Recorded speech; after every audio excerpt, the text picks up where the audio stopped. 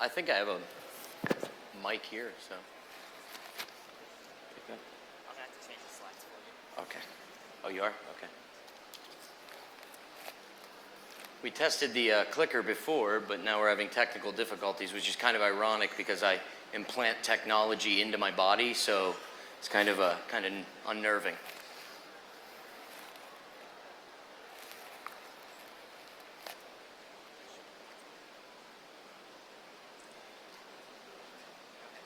Okay.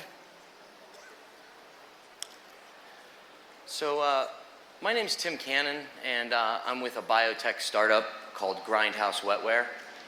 Basically, we're biohackers.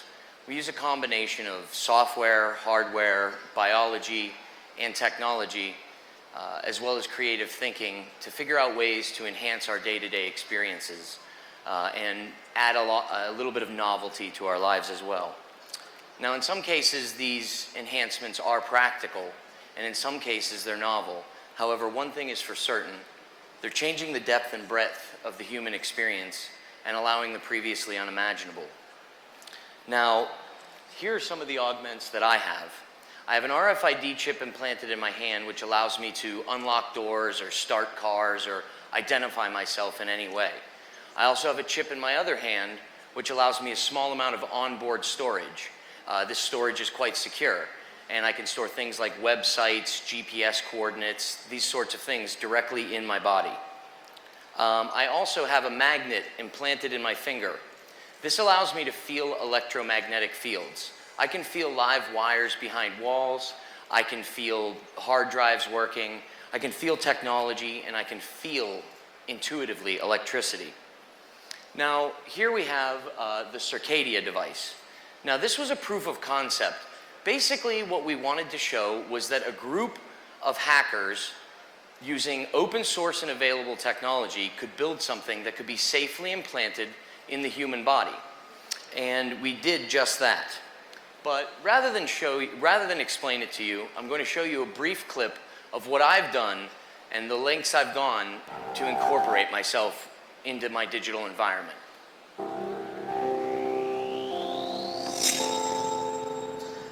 The human body is really failing in almost every way.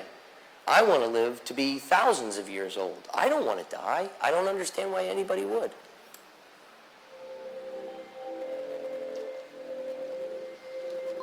Hacker dringen inzwischen nicht nur in Kommunikationssysteme, sondern auch in unsere Körper ein.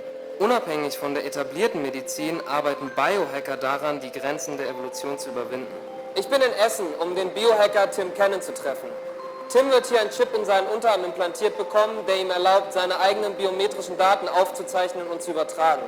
Ich möchte herausfinden, ob diese Technologie uns einer Zeit näher bringt, in der jeder ein Cyborg sein kann. My name's Tim Cannon. I'm with a company called Grindhouse Wetware. We do biohacking, essentially. We build devices that are meant to integrate with the human body. We basically focus on the merging of man and machine in a kind of a DIY context. So this is the Circadia. It's somewhat large. Once this chip is implanted, what are you going to do with it? Simply because it simply currently reads my temperature data, I'm basically going to use that to determine if there are certain things that are causing my temperature to fall or rise. Also, I'm probably going to set it up so that it'll send me a text message if it thinks I'm getting a fever.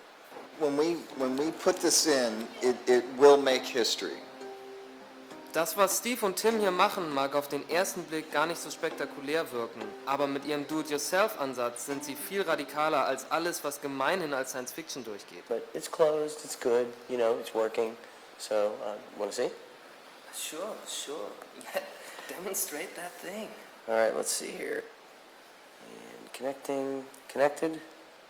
So let's go ahead and we'll turn on the light.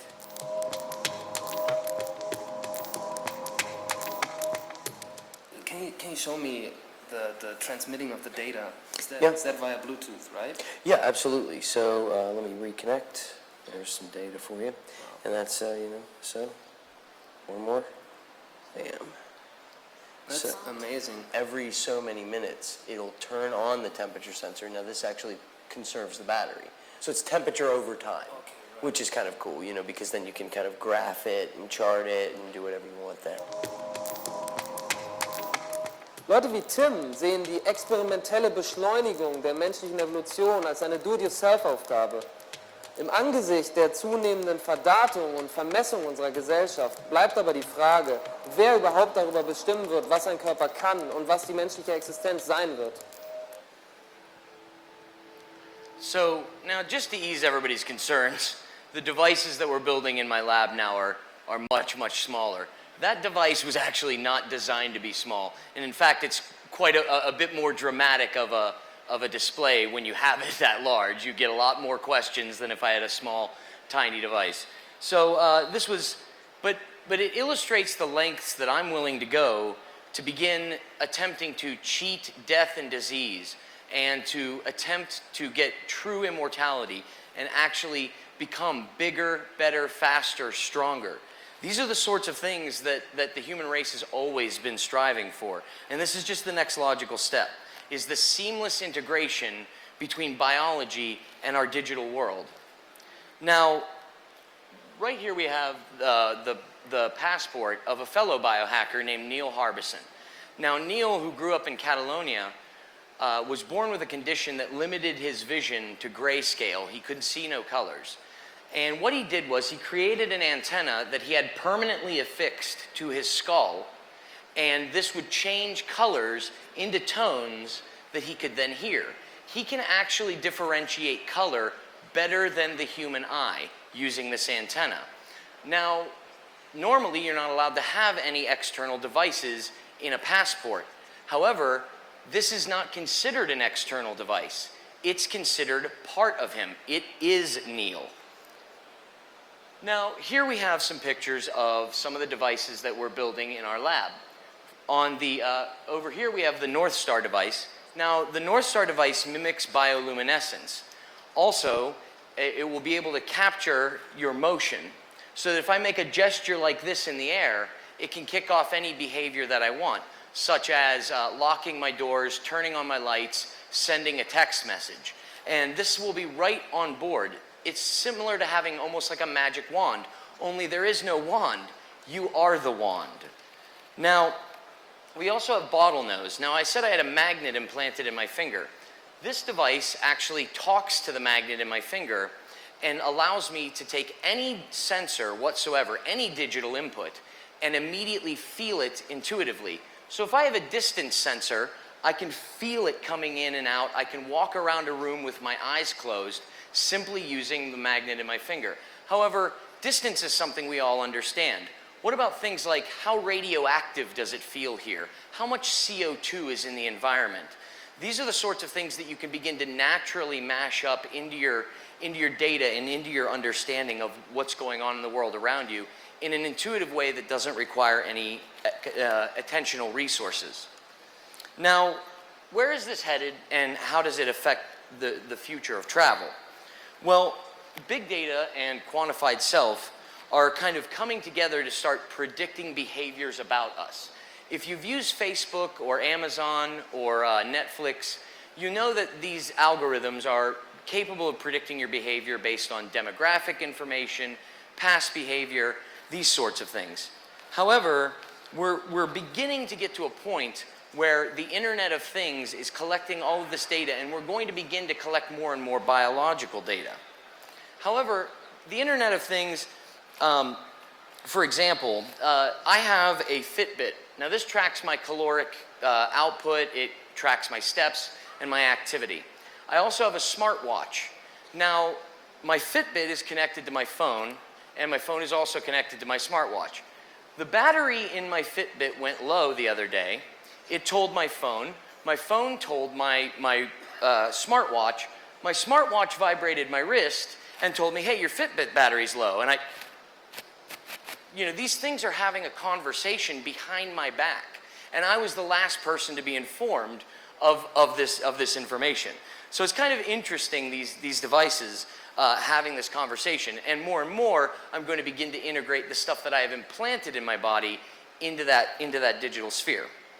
Now, with simple measurements such as heartbeats per minute blood pressure, blood glucose, blood oxygen. And these are things that we've already started working on in our lab, and in some cases we already have done. Even with these simple measurements, you can determine a whole host of information about a person, especially if you track them over time. Imagine going into your doctor and saying, check 2 hours ago, I felt something in my heart. That would be actually extremely helpful for your physician. A lot of times these things aren't really necessarily there when you get into the doctor, but they are a problem. Now, if we could go a little deeper and get into blood chemistry, we could really begin to start telling things about what's going on in a person's life. Oxytocin, for example, is a pair bonding hormone. This is expressed when mothers are breastfeeding, when people are falling in love, friendships. It fosters trust and concern. Dopamine expresses joy and pride in accomplishments. Cortisol can indicate your stress levels. Estrogen can indicate ovulation. The list goes on. Now, these devices, they're encouraging me to live a healthier lifestyle. They're encouraging me to be a better person.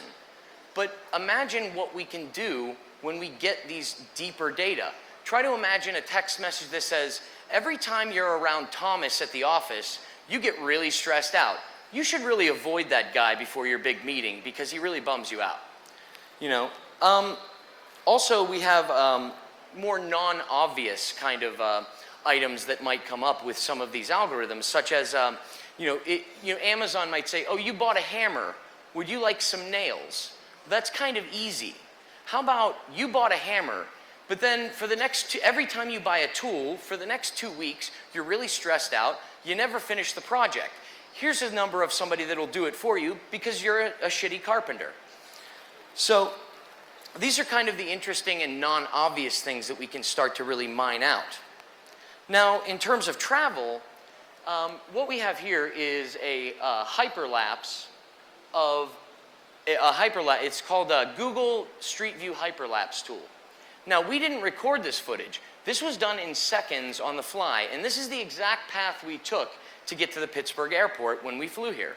Now, you would be able to do this in the future with travel itineraries. You'd be able to immediately send them, be able to look through them and preview them in real time. And you'd be able to play and test your vacations. So let's picture a family in the future, in 2025, let's say.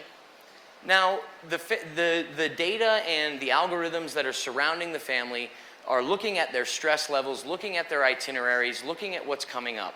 And they say, based on your stress levels and based on your bonding levels, we've predicted that this is the time you should take a vacation. And it mashes up a bunch of preferences and sends several possible itineraries.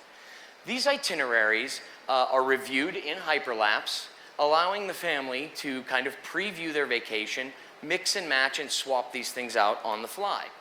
And as they do this, so for example, our family would pick, say, a London itinerary. Now, this would include a culinary tour for the parents who are foodies, and it would also include maybe a trip to the Churchill War Rooms for the son who's a history buff. And these can be, again, reviewed, commented, swapped out. But then once the vacation is actually started, you could easily see how, for example, things would get changed up in the moment. The theme park that you want to go visit is has an unusually low amount of visitors. You should go now because the lines will be really low.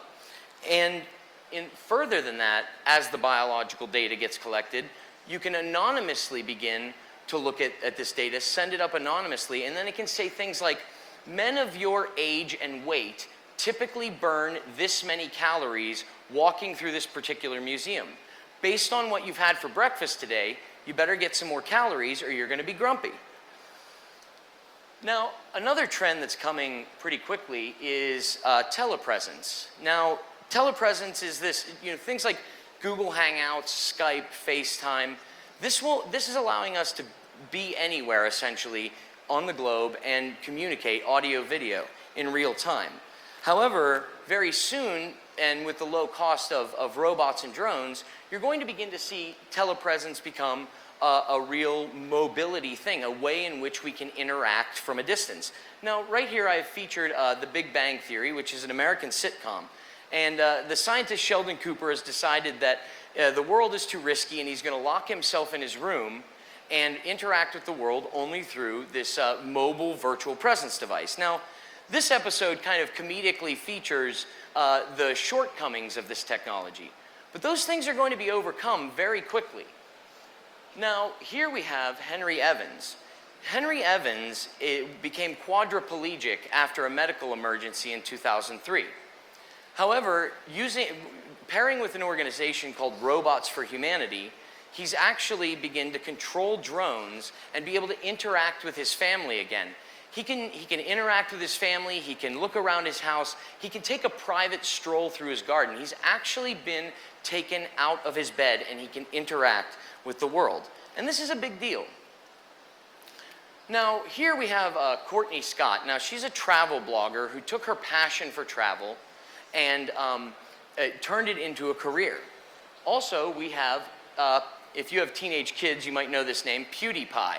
Now, PewDiePie is the most subscribed channel in YouTube history. More people subscribe to PewDiePie than anyone else. And what he does is these things called Let's Play videos, where he plays a video game and you see his face in the top corner, you get to see his reactions, and it's very comedic. Now, this is going to mash up into a new type of celebrity. People who live stream their entire experience, whatever they're doing day to day. And as they do these things, it'll become an interactive experience. You'll be able to tweet in what you'd like them to do, what you'd like them to see. And that will become an important part of the actual experience, will be this audience interaction. In some cases, they may lead them to comedic events and kind of cause kind of cultural mishaps, that sort of thing. Now, this might sound like kind of fiction, or this isn't going to happen, but it's actually already starting to happen. I'll show you another short clip. Introducing the world's first way to truly explore a city before you even arrive.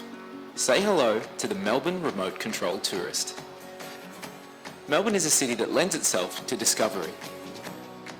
So we made a web experience that enabled potential visitors to do just that. Through Twitter and Facebook, users could decide what they wanted to see and do, all through the eyes and ears of our remote control tourists. How's that? Real city explorers, connected to the world via the internet. What they experienced, you experienced. Over 5 days, our tourists received almost 9,000 requests. Mark and Greg want me to try a chili. You know what? I knew this was coming. It's hot. They sampled cheeses, learned the art of pizza making. Just so you know, James online wants anchovies on the pizza. They delivered cupcakes. Can I order 24 cupcakes, please? 3 cupcakes! Travelled by foot, bike, taxi, tram, boat, even helicopter. Check this out. What an amazing view we are. Took over 2,000 Instagram photos.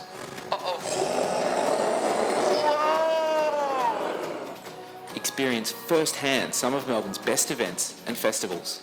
I'm going to run the final 100 metres of the Melbourne Marathon. See, I've even got my number. And checked into hundreds of great locations. And if you didn't know Melbourne, an interactive map showed what was nearby and worth checking out, with over 500 Melbourne businesses featured. Ding dong! And the more requests our tourists got, the more amazing Melbourne content we created, resulting in a city guide like no other, with over 80 hours of unique first-person footage, pictures, maps, and city highlights for people to use for years to come.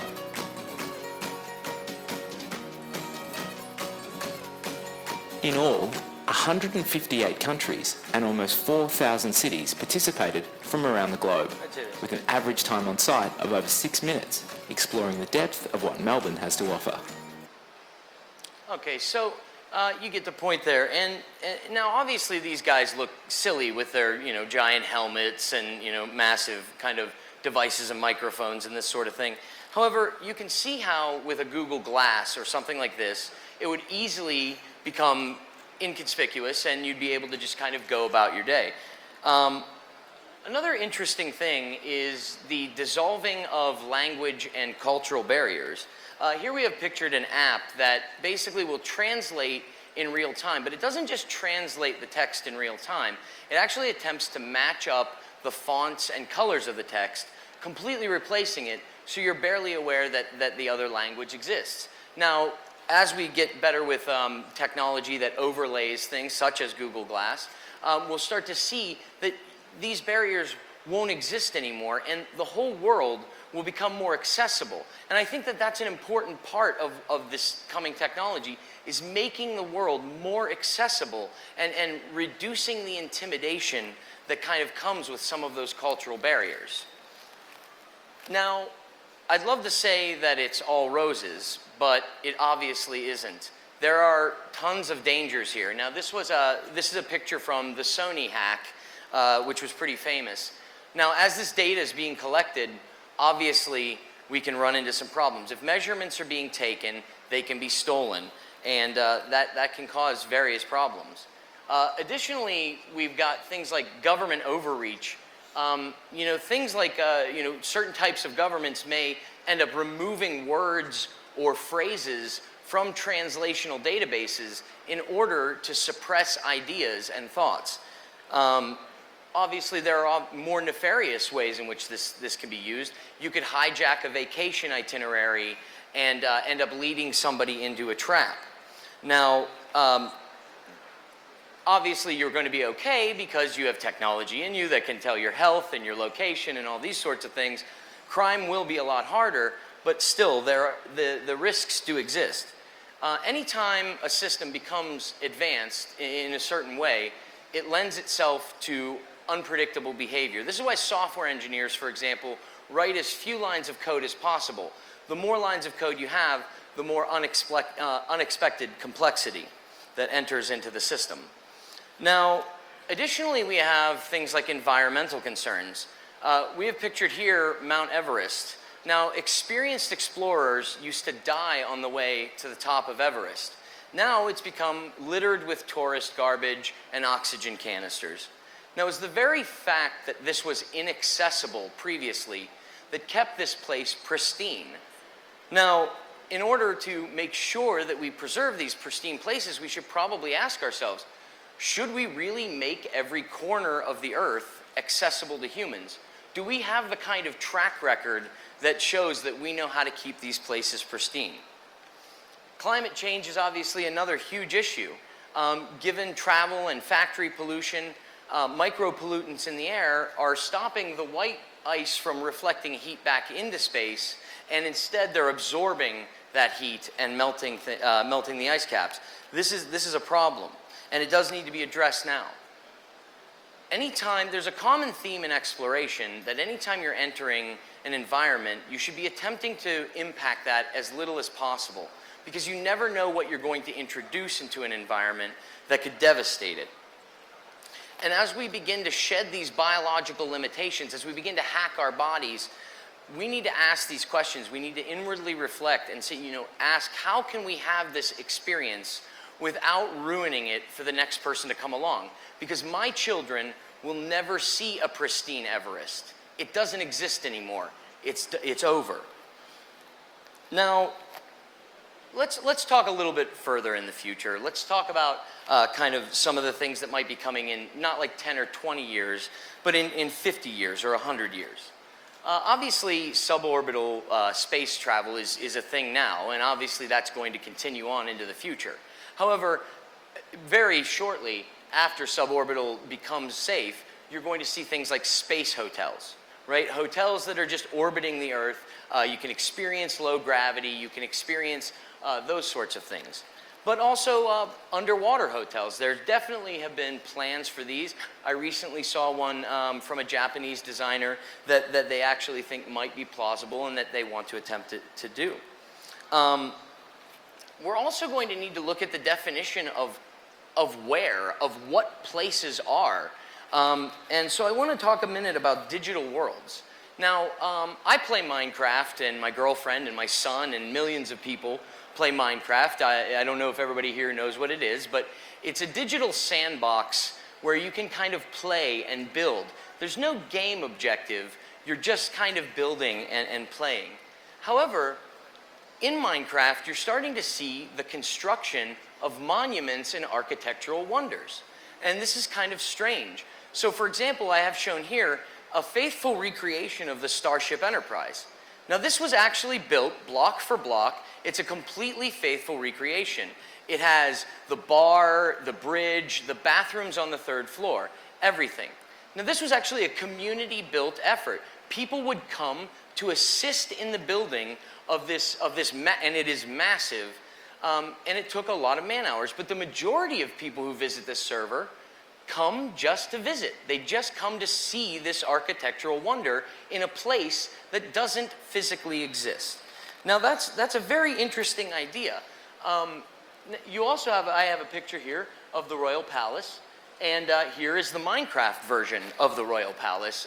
Again, a faithful recreation. You can walk through the rooms and take a tour. Now, when I'm on a Minecraft server and I have a headset on and I'm talking to somebody, I don't feel like I'm logged into a client on my computer. I feel like I'm there with them in my mind emotionally. And when I talk about it, I say, come over here, I'm past the tree. These are visual and spatial cues. And as we continue to press forward, these things are going to really, really dissolve our understanding.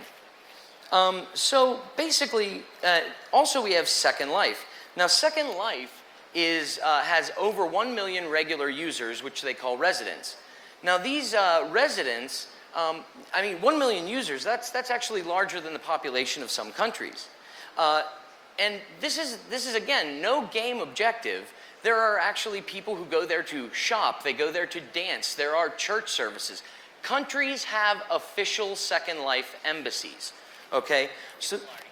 So with technologies that are becoming more prevalent, such as Oculus Rift and things that can allow us to become fully immersed in these, and with haptics, you can begin to touch and feel these non-physical places. And at that point, once these digital worlds start to become better than the real world, where you can fly, where you can teleport, where you can experience space easily, what's going to be the point in unplugging? Some people won't. Additionally, with drones and these sorts of things, and as these things become, again, more integrated, you're going to see the concept of rented out exploration. So, for example, two people, a person controlling a drone in Sao Paulo can meet up with a person controlling a drone in Beijing, and they can actually take a walk through a park in Paris. Or, as a family, you could rent submersible drones and actually participate in scientific exploration of the deepest trenches of the ocean. Or, perhaps space. Begin to explore the various dunes and craters on Mars, or swim underneath the ice in Europa. These are actually all things that are coming very quickly. Now, this doesn't mean that physical travel is doomed. Biohacking is actually beginning to look into how we increase our tolerances. How do you get the blood to retain oxygen longer so that you can stay submerged for longer, such as, maybe being able to dive 4 hours beneath the surface of the ocean.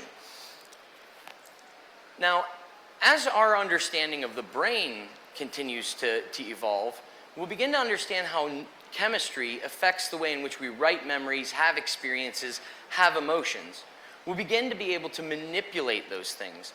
We'll begin to be able to create experiences for people. Now, try to imagine shared memories. Try to imagine hopping into one of these live streamers and riding along and experiencing every part of that experience. Not just the parts that necessarily that you can visually see and hear, but feeling the emotions that come along with meeting somebody that you're attracted to, or the fear of bungee jumping for the first time, and being able to directly feel that with them. Now, also, we have the idea of being able to historically feel things. So if I record my data and how hella nervous I am about this speech, I can let somebody feel that nervousness and share that experience with me. And that ability to connect with people is absolutely important. And it really does dissolve some of the barriers that divide us in this world. And that's one of the things that I truly want to do, is show people that we are all the same at our core. We all have fears and insecurities. And this is an important part of moving forward and coming together as a culture. Now, this might sound like fantastical ramblings, but this is actually all theoretically possible. This is covered in Michio Kaku's book, The Future of the Mind. And it's all permissible within science. Science that we have the beginnings and foundations and understanding of this. So, in order to rein it in, kind of come back to something that's more probable, I want to talk about, again, maybe the next 10 or 20 years, where wearables and technology that's tracking biological data increasingly will become known. We'll get algorithms that really can start to predict our behaviors, predict what we want, and carry our data in a sphere that kind of surrounds us. We're going to build adaptable environments so that when you walk into your hotel room, pictures of your family will spill out, pictures of your family dog, reminders of what you wanted to do on that vacation, these sorts of things. And then as we begin to integrate this technology into our body, we will no longer be packing these devices. We will be the devices. We won't be using the Internet of Things. We'll be the Internet of Things. And the people that we love, the depth of our experience, and the things that we have yet to see will be the configurations for those devices. Thank you for your time.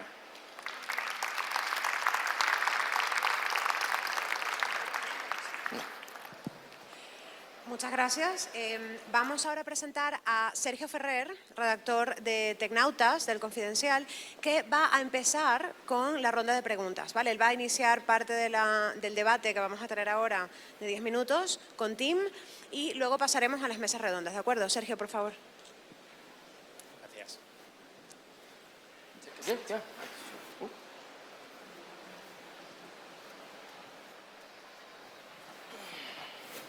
I'd get a little closer.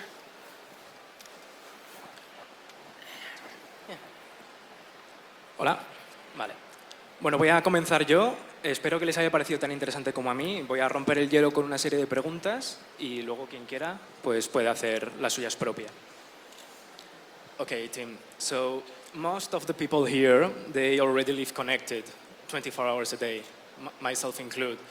But I think that they would refuse to become the device, as you say, to be the Internet of Things. So why this fear to take the next step? Why is there fear to take the next step? I think that we've traditionally held our body as kind of this sacred thing, not to be tampered with. And there are just ways in which we view the human experience as though it's capped. Right? And so the idea is we can tamper with the body as long as we don't go above this threshold. And that threshold is a moving kind of goalpost. So you have people who, nobody would say, oh, we're tampering with the body. We live to 80 years now. We're not dying at 30 of our teeth. We should stop tampering. We're going to continue to tamper with our body. And I think that fear will erode as the technology becomes available. You have, there's something called the law of diffusion of innovation that basically says you're going to have an early adopter, they're going to pay whatever they can, they're going to do whatever they can to get that technology. Then you have more of an early majority, and then finally a majority, and then finally the laggards at the end. So you're the early adopter here.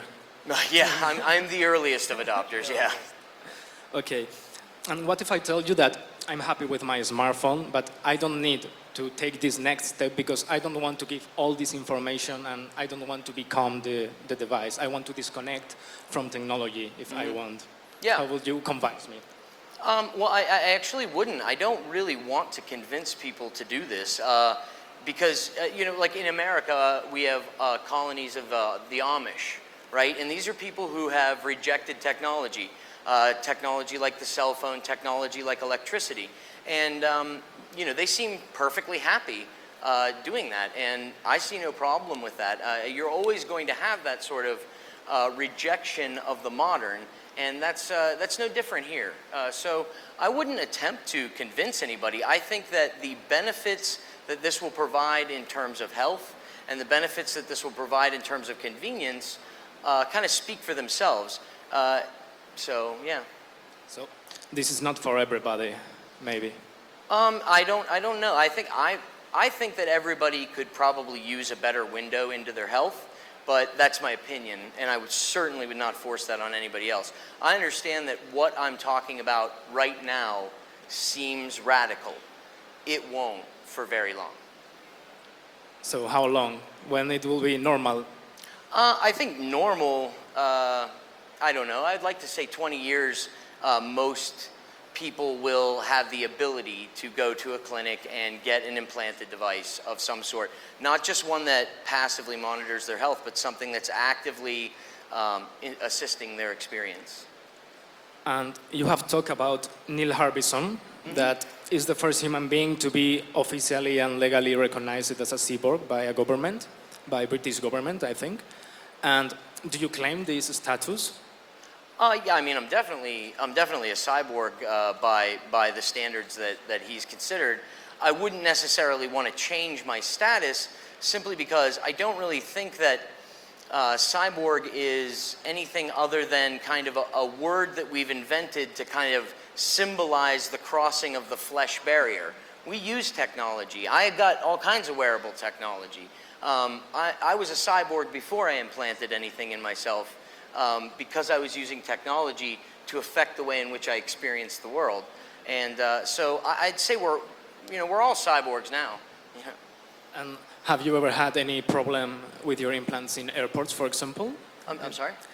Have you ever had any problems with your implants, with your technology inside of your body in the airport, for example? No, actually, I was really surprised by that.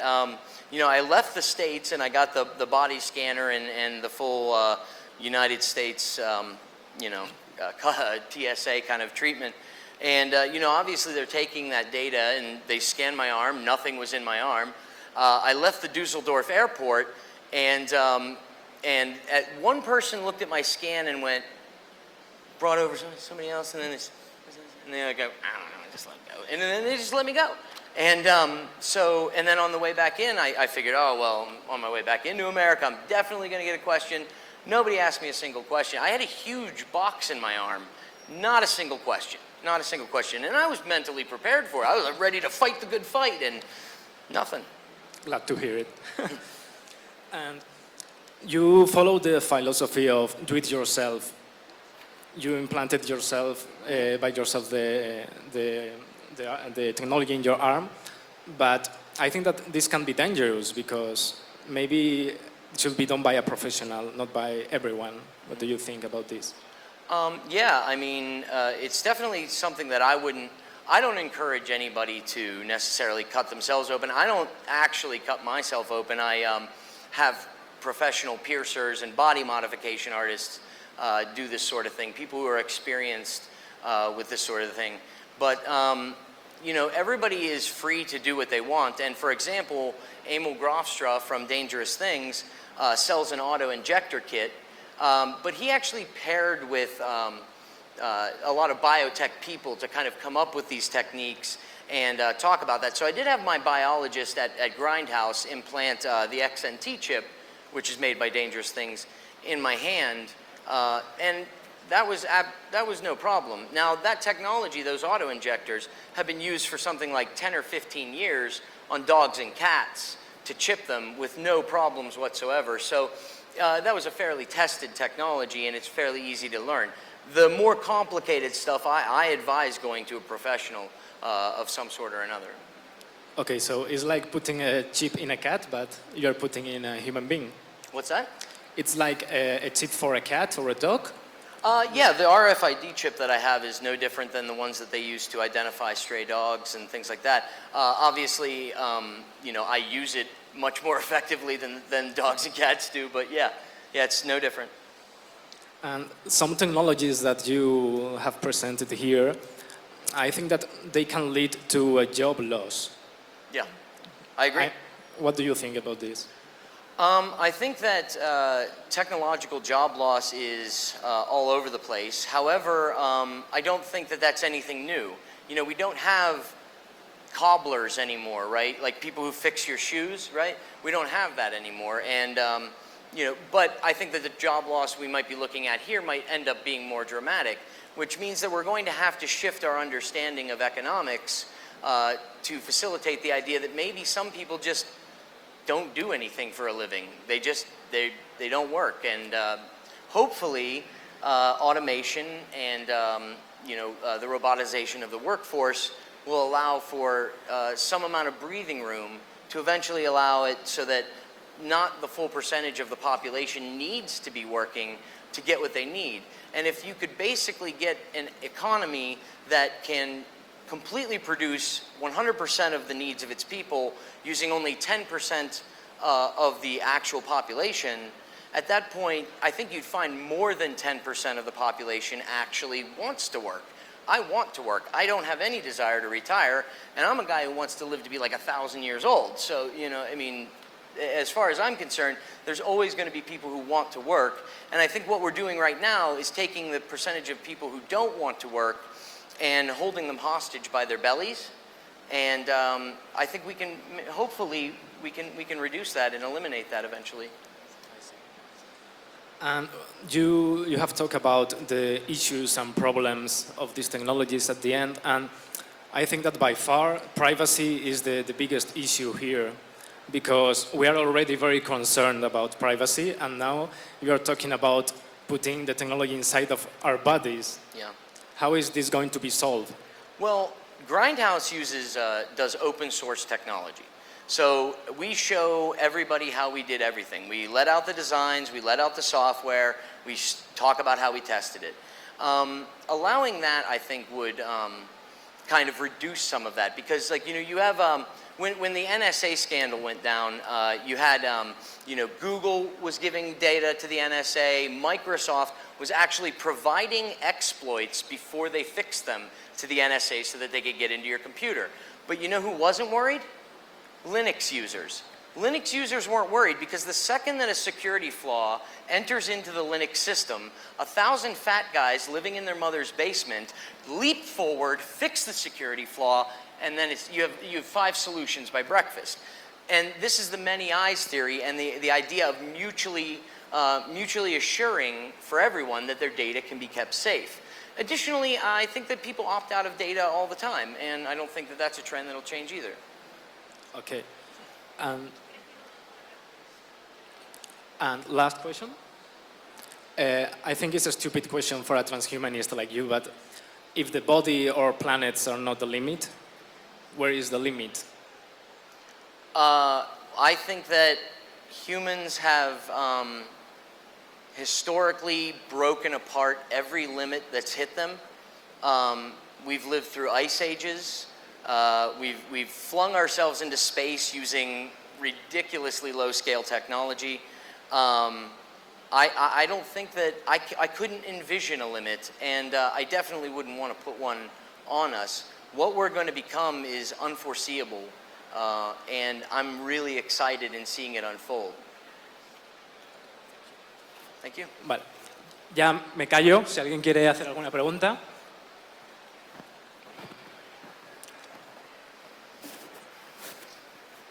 Hi team, nice to meet you. My name is Jose from Colombia.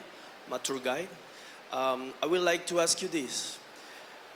How do you think directly this new way of seeing life will directly improve the experience of a regular tourist nowadays? So, a regular one. What do you think if somebody doesn't want to become a cyborg, but just want to go explore and use better technology? How will this directly improve the experience of tourism? Thank you. Well, for example, biohacking, you're talking about, for example, like I said, Neil Harbison can actually differentiate color better than the human eye.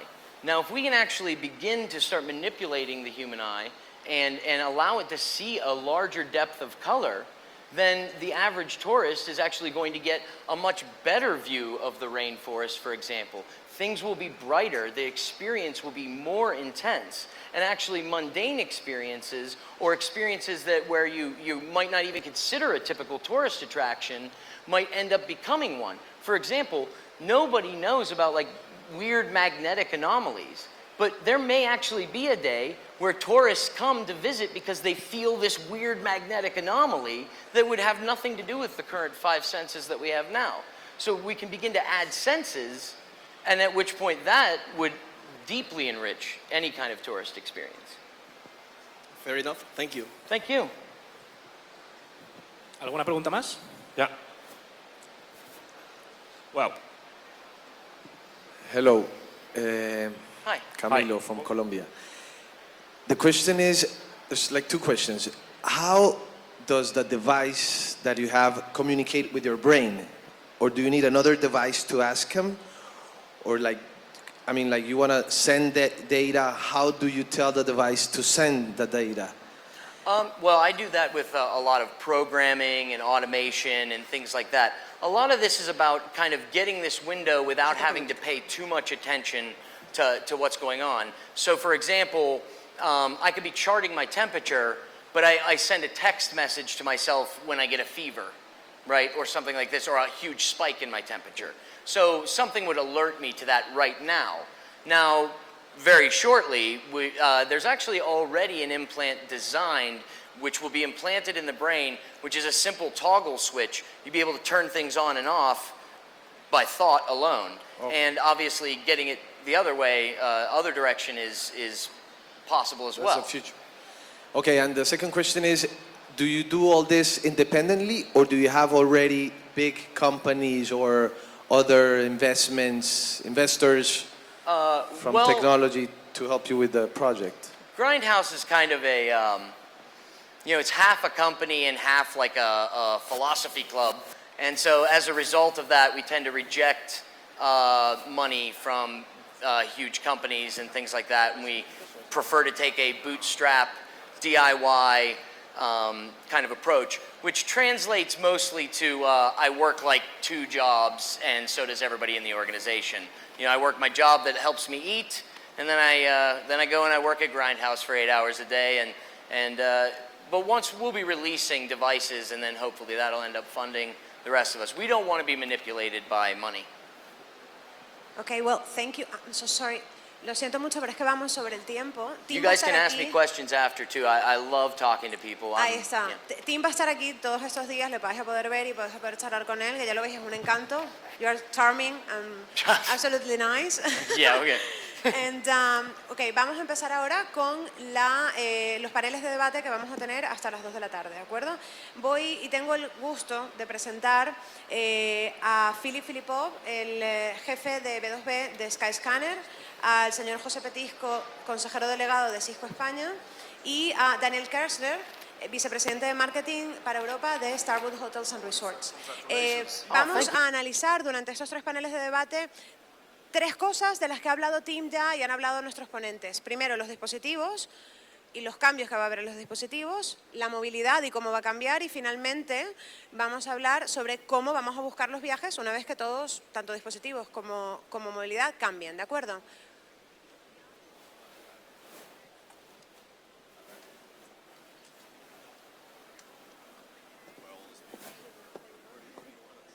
Daniel, did you want to take one on the